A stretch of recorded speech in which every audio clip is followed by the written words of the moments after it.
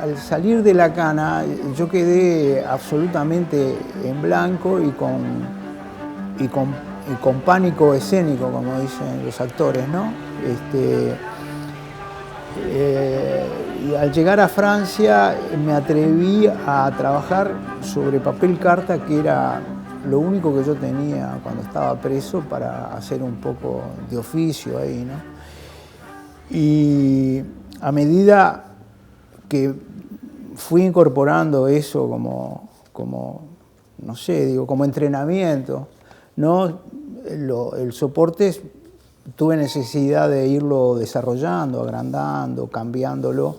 Y bueno, y llegué a la infraestructura específica del oficio del pintor, ¿no? Una tela, pinturas al óleo, trementina, digo, ese tipo de cosas. Y un día estaba ya en un taller, yo ya había alquilado un taller en París, y tenía que limpiar una serie de pinceles y no tenía, digamos así, una estopa o algo para limpiarlos, y había una serie de papeles de servilletas de restaurante. Y las utilicé y cayeron al piso. Al otro día, cuando llegué, fui a levantarlas y me interesó mucho la impregnación del aceite y el aura que deja el aceite en ese tipo de material, ¿no? Absorbente, al punto que no me atrevía a tirar ninguna. Ya había un hilo, una linga en el taller, y las coloqué con palillos y estuve mucho tiempo observándolas mientras yo seguía en lo mío, ¿no? Hasta que un día las saco de allí, las coloco arriba de la mesa, me interesan aún más, por algo no las tiré, no sé por qué, pero no las tiré. Y comencé entonces a aplanarlas un poco y observé el deterioro que se había producido. Y bueno, y a partir de ese momento compré una cantidad de servilletas y comencé a trabajar en ellas, ¿no? Tienen 3 pliegues y entonces el pincel de cerda las va rasgando, aunque en realidad mi deseo no era rasgarlas, sino trabajarlas con sumo cuidado para que no se rasgaran, ¿no? Para que no se rompieran. Y bueno, el resultado era que al otro día yo llegaba, la textura había cambiado, se habían coarrugado, se habían rasgado,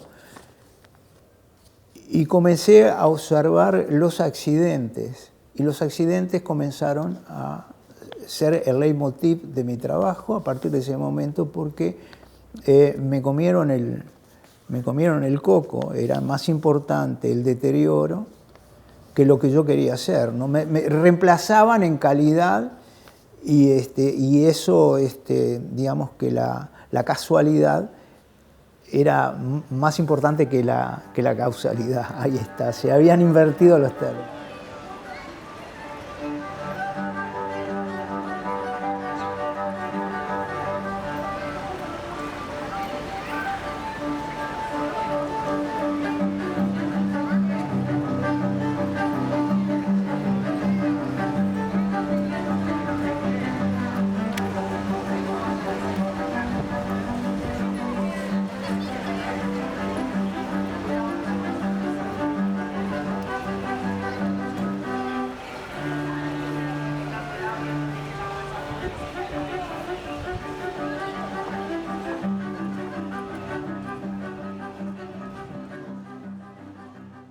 Siempre trabajé con figuración. Yo digo, me considero alguien muy ligado a la figuración, y nunca rompí del todo con eso, ¿no? Digo, lo que hago ahora es trabajar con opuestos.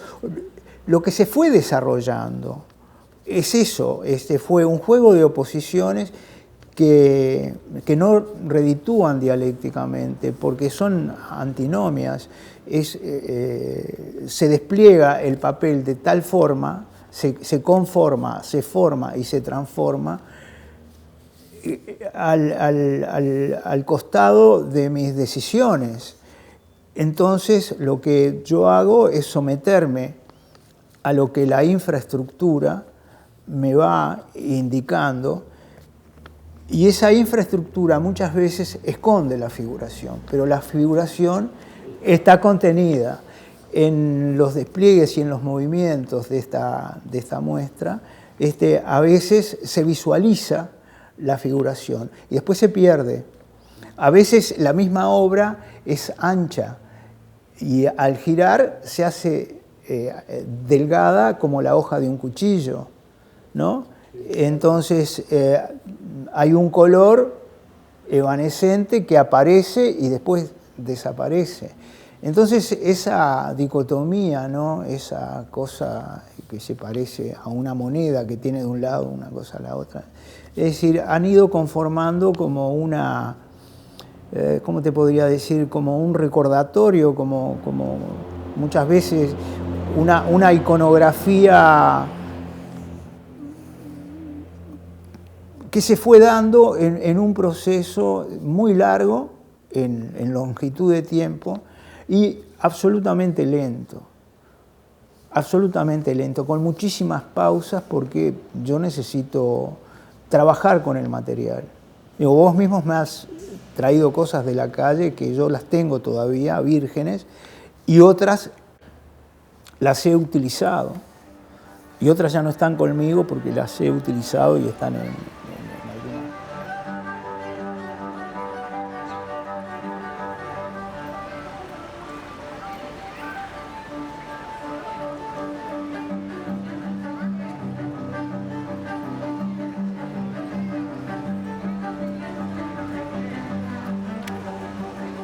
Eso también, esa situación que vos planteás, yo puedo verbalizarla ahora porque el objeto se fue desarrollando casi sin mi participación. O sea, en ese sentido creo que estuve sutil en la medida en que no le produje ninguna incomodidad a esa cadena accidental de casualidades que de repente son causalidades también, que tú podés detectarla mucho tiempo después porque tuviste la intuición de dejar que eso sucediera, ¿no? Que eso sucediera, a pesar de que en el momento aquel por ahí tenías un objetivo, tú querías,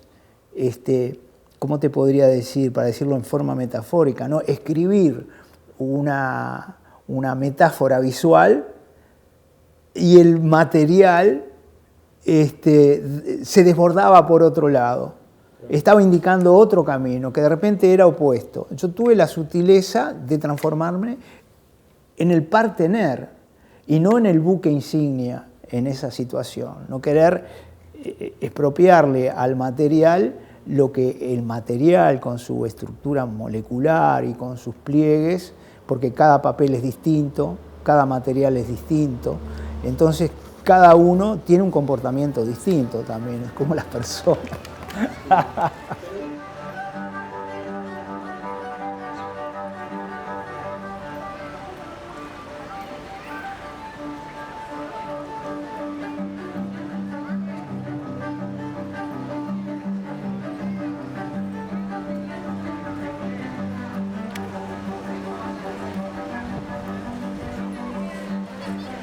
Hay algo que te voy a comentar y que esa solución lo esconde también. Yo lo descubrí también accidentalmente y porque previamente a pasarlo a ese papel que tú, por el oficio tuyo, debes conocer mejor, no pudimos conseguir la textura de un papel de diario que es mucho más seguro, es mucho más plástico para mis intereses, ¿no? Pero se rompe más. Se rompe más. Por lo cual se rompe más. Sí, porque dentro de lo expuesto está por lo menos una de esas pruebas que tuvimos que reforzarla un poco, ¿no?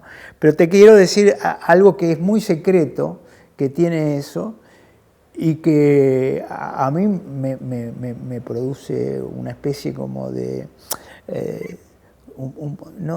miedo no es el adjetivo, pero como de aprensión. Tú tomás eso que tú tenés en tu casa y lo tirás y lo dejás caer en el suelo y siempre cae bien. Se reabre y es siempre plástico. Yo hice la prueba como un boludo y estuve como tiré 20 veces eso de distintas distancias para probar. Y digo, ¿cómo puede ser esto? Y cada vez es una forma distinta. Se despliega y se derrama de tal manera, claro, se despliega solo el loco y se arma de tal manera que es siempre visualmente seductor. Ahora, ¿por qué se produce eso? Yo todavía me interrogo, porque eso yo no lo hice. Es como si la obra hubiera adquirido una autonomía de vuelo, de ser, de estar, que no tiene absolutamente nada con el tipo que la fabricó.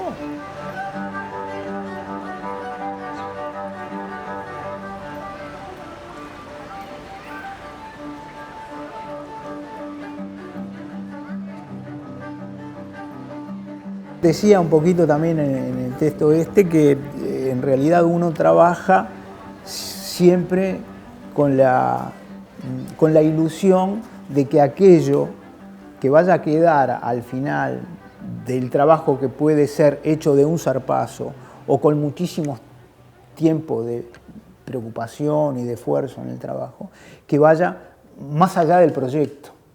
Si no va más allá del proyecto, al lector no se le abren los poros y no pasa absolutamente nada. Hay algo que ahora tuve la suerte de poderlo comprobar, porque fui a escuchar a la Adriana Varela, que yo pensaba, digo, voy a ir la última vez porque esta mina ya está para tirar. Todo lo contrario, se ve que se hizo lifting de pulmones, no sé, que se hizo una limpieza, se hizo chapa y pintura, motor, impresionante. Y claro, y mi mujer, que es música, que siempre está rompiendo los cataplines con la musicalidad, ahí el fraseo de la tipa, el fraseo, esa cosa de Buenos Aires, que si no sos de Buenos Aires, ese caos adentro de la garganta no lo podés tener. Copó todo y bueno, y es como si estos papeles en determinado momento frasearan. Ese es el término que yo quiero decir. Frasean ellos solos, con autonomía de vuelo y de despliegue. Porque ahí están con un palillo y están agarrados de tal manera, pero de repente viene el viento, los mueve y los sacude de una manera y después los sacude de otra.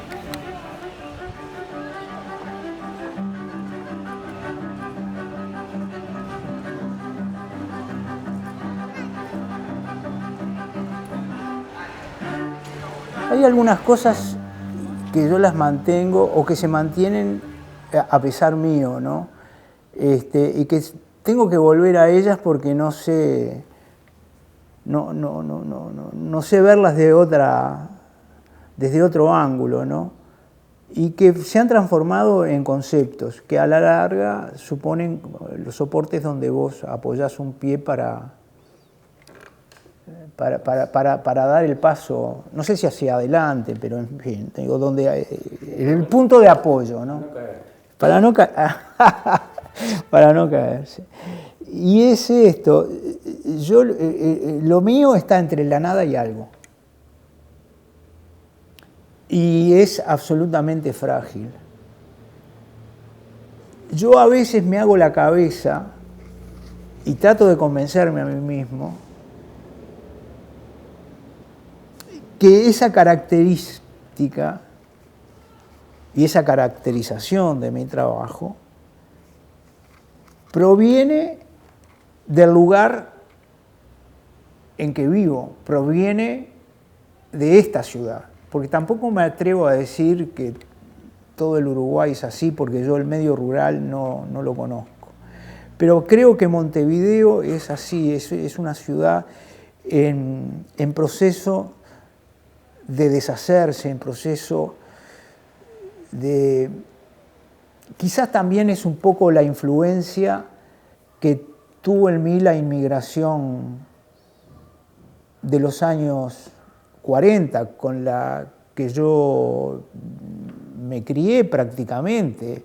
Yo creo que hay algo muy fuerte a nivel del barrio de los años 40 y 50, cuando Montevideo era una fiesta, y había ese crisol de historias que para un niño eran importantísimas, porque ellos contaban su vida en los lugares desde donde habían llegado, y eran como cuentos, eran todas historias raras, con otro idioma y con otro perfume en las casas, ¿no? Porque cada uno trataba de hacer la comida y, en fin, digo, del lugar de procedencia, y era una forma así, en fin. Y después también, ¿no? Siempre con una tristeza muy grande. Yo le preguntaba a mis padres por qué los judíos con los que yo jugaba con los niños, ¿no? Y eran los sastres que me hicieron el primer traje de pantalón largo, que fue terrible, me costó un sacrificio bárbaro comprar la tela y tal, y bueno, y me habían hecho de la cintura para arriba, yo estaba contentísimo, parecía Marcel Proust, y de la cintura para abajo un ballenero ruso. Y no había quien lo sacara a don Samuel de que los pantalones tenían que ser así, cuando todo el mundo usaba en aquel momento, ¿no? Un pantalón finito abajo, un pantalón bombilla. Y bueno, yo creo, yo le contaba a mis padres y mi viejo me decía, les contaba a mis padres, ¿por qué lloran siempre? Se casa alguien, tienen un nuevo sobrino, un nieto, y es una buena noticia, y lloran. Y después se les muere, no sé, alguien también de la familia, o se enferma, y lloran. Siempre están llorando, le decía yo, siempre están llorando, ¿no? Entonces yo creo que eso también se te mete un poco adentro, ¿no? Y que quizás eso también tuvo mucha raigambre en toda la vocación musical del Río de la Plata, que estaba capitalizada por el tango, que es llorón, y que creo que es eso, ¿no? Es los hijos de los inmigrantes llorones reciben eso desde el nacimiento, la furtiva de los padres, y la cristalizan estéticamente, ¿no? Estéticamente, ¿no? Ahí va. Entonces yo creo que hay algo así como de la recuperación metafórica y simbólica del barrio, porque al ver lo que hice, después que me alejé un poco, yo me dije a mí mismo, esto es como volver al barrio, porque está todo el barrio ahí. Está, yo qué sé, de lo que se hablaba en aquel momento, ¿no? Gardel, está el fútbol, está una cierta cosa que hacían los vecinos también. El colectivo del barrio se reunía para organizar corsos y había mucha fiesta, siempre había fiesta, cualquier elemento, no sé, por pequeño que fuera, connotaba una reunión que se hacía en la calle. Nunca se hacía, la gente no vivía dentro de las casas, estaba siempre afuera, donde se producían los contactos sociales y tal. Y si alguien daba una casa era para hacer un baile o algo. Entonces había mucha serpentina, mucha cosa así, mucha música en el aire, mucho color. Los albañiles y los pintores trabajaban siempre con colores. Había el albañil del barrio decía, no, yo soy el mejor albañil porque antes de dar un color a una pared, primero le pongo cal, primero la hago blanca, y después, bueno, lo que vos quisieras, ¿no? Pero primero blanco, decía, porque hay que...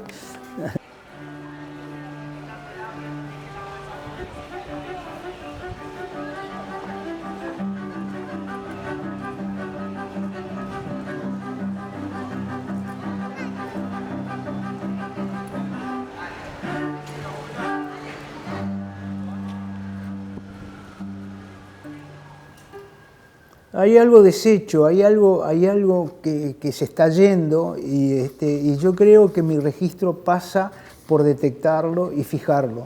Creo que es eso. Yo lo veía también un poco como si esta muestra hubiese sido hecha por otro, ¿no? Tratando de objetivizar, ¿no?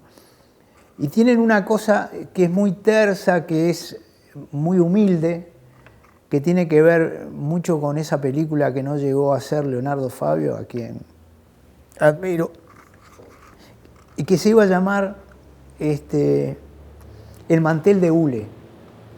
El mantel de hule se iba a llamar. Y tiene mucho que ver esta muestra también con la última película de Leonardo Fabio, El Aniceto, la última, que a mí me rompió todo, me dejó en la lona. Incluso había pensado en el catálogo dedicarle un poco la muestra a él. Después, bueno, fue sustituido por otras cosas, pero pensaba colocar en el catálogo, si alguien conoce a Leonardo Fabio, por favor, transmítanle que de este lado del charco también lloramos la muerte del Aniceto, porque el protagonista muere, ¿no? Una cosa absolutamente conmovedora donde el tipo revuelve también ese mismo barro entrañable, que evidentemente a mí me dejó cicatrices muy profundas, porque después veía, claro, se hacían los velatorios en las casas, por ejemplo, que toda esa gente empezaba a desaparecer, esa gente desaparecía, y yo pensaba, ellos que hicieron, que fueron buenísimos, ¿no? Que te metías en la casa, que tenían como una inocencia, gente trabajadora, ¿no?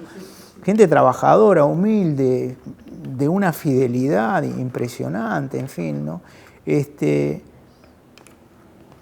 Se mueren y sus nombres salieron solamente 2 veces en los diarios.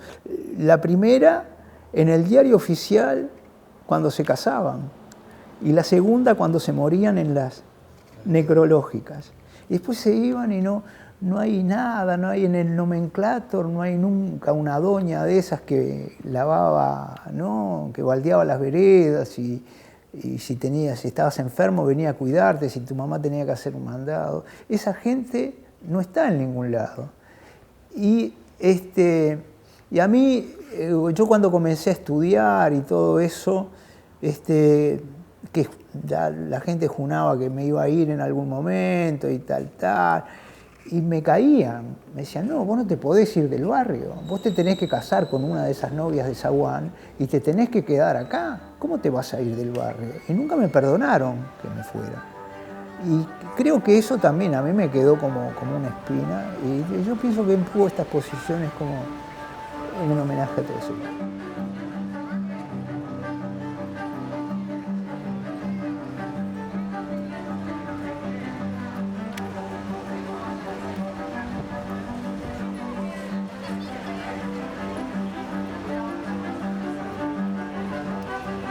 También están los desaparecidos, ¿sí? No, es la misma historia. Es la misma historia porque Juan Ángel, en un páramo simbólico como el nuestro, donde estamos asediados siempre por la difusión de otros grandes totos y grandes artistas que tienen muchísima divulgación, nosotros no nos olvidamos de nosotros mismos. La inocencia de toda esa gente podría estar en la escritura, en un libro, ¿no? Podría estar en una música, quizás esté, ¿no? Pero no en la cantidad suficiente, no en el volumen suficiente y no en la calidad suficiente tampoco. Entonces, una de mis pasiones y uno de mis dolores también, y, en fin, y de mis obsesiones, es fundar lugar. Fundar lugar. Detrás mío no hay nada. Entonces lo mío está entre la nada y algo. ¿Con qué puedo escribir yo? ¿Qué palabra puedo, con qué instrumento puedo escribirlo yo eso? Tengo uno solo, mi biografía. Es subjetiva, parcial, me puedo equivocar, pero me tengo que jugar el salario a ese solo naipe. Tengo mi biografía. Y mi biografía está digitalizada por toda esa gente que se fue sin dejar rastros. Pero los tengo en el esqueleto. Los tengo en el esqueleto. La primera obra importante que yo vi en mi vida cuando tenía 20 y pico de años, que fui a la Bienal de San Pablo, me encuentro con una señora ya de edad en la calle y tal, y empezamos a hablar. ¿Te acordás cuando vimos el Holbein aquel? Sí, había al lado un Memling. Era hasta ese momento yo era virgen de esas obras maestras enormes. Las vimos en el Museo de San Pablo. Y empezamos a hablar del Memling, del Holbein. Y yo decía, era azulado, ¿te acordás, Nieves? No, era verdoso, me decía ella. No, era como un verde, no, era como una... Empezamos a discutir y ella a mí no me convenció. Y mucho tiempo después, yo repensando eso, porque esas cosas hay que repensarlas mucho, porque ahí hay algo rarísimo. ¿Cómo te vas a olvidar de ese primer encontronazo que vos tenés con un maestro, ¿no? Pero ahí en el barrio había una italiana que tenía unas tacitas para que los chicos cuando jugaran al fútbol fueran a la casa de ella a tomar agua, que se entraba y se salía, ¿no? Y las tenían unos clavitos al lado de la canilla, había que enjuagarla, después colocar en el clavito, que eran un esmalte que tenían muy lindo, y había una azul, una verde, una media cremita también y tal. Yo decía, me olvidé de Holbein cuando tenía 20 y pico de años, y no de las tacitas de Doña Rina cuando tenía 7. Ahí hay algo. Y empecé a tratar de levantar esa piedra, a ver qué cangrejo había abajo. Y yo creo que lo que ha salido acá es la acumulación de un poco de todas esos vínculos que finalmente han permanecido siempre nuevos, ¿no? Hay una memoria que es biológica, que no está determinada por vos, que no te pide permiso, ¿no? Como yo decía acá, para quedarse adentro tuyo, y que vos sos esa memoria. Si vos no haces operaciones estratégicas, porque en determinada coyuntura de repente ser fiel a esa memoria puede complicarte la vida, bueno, por ahí estás cometiendo una infidelidad realmente oprobiosa, ¿no? Pero la fidelidad a eso ha encarnado en una cantidad de cosas que yo hago y que yo creo que tienen el mérito de recordar a esos vecinos, a esa calle y a toda esa iconografía de gente que está y que ahora se complementan, bueno, con los detenidos desaparecidos y con, yo qué sé, con Citarrosa o con lo que sea, ¿no? Digo, con toda una aura que está contenida en esta ciudad y que está poco